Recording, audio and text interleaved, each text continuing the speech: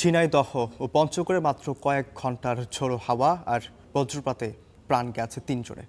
গুরুতর আহত হয়েছেন আরও অনেকে। শিলাবৃষ্টির তাণ্ডবে নীলফামারী সহ উত্তরবঙ্গে প্রায় কয়েকশো হেক্টর জমির ফসল এখন ধ্বংসস্তূপ, যা নিঃস্ব করে দিয়েছে শত শত কৃষককে।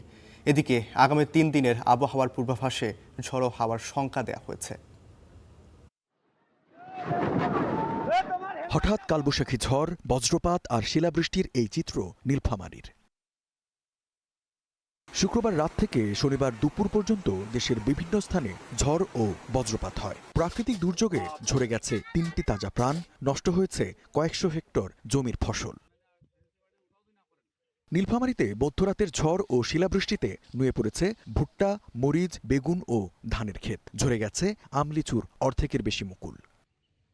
শনিবার বেলা ১২টার দিকে ঝিনাইদহের শৈলকুপা উপজেলার খড়িবাড়িয়া গ্রামে মাঠে কাজ করার সময় হঠাৎ বজ্রপাতে মারা যান সমীর বিশ্বাস ও উপবিশ্বাস নামে ২ কৃষক। অন্তত ৪ কৃষক গুরুতর আহত হয়ে হাসপাতালে চিকিৎসাধীন রয়েছেন। শুক্রবার রাত ১০:৩০টার দিকে পঞ্চগড়ে হঠাৎ বজ্রসহ ভারী শিলাবৃষ্টি শুরু হয়, যা পরে রূপ নেয় কালবৈশাখী ঝড়ে। এতে গাছ উপড়ে চাপা পড়ে চাকাতি বালা নামে এক বৃদ্ধা নিহত হন। আবহাওয়া অধিদপ্তরের তথ্য অনুযায়ী আজ ঢাকাসহ দেশের কোথাও কোথাও বজ্রসহ শিলাবৃষ্টির শঙ্কা রয়েছে। আগামী ৩ দিন পর্যন্ত দেশের সব বিভাগেই ২-১ জায়গায় এই বৃষ্টি অব্যাহত থাকতে পারে। Ranju Iftekhar, star news.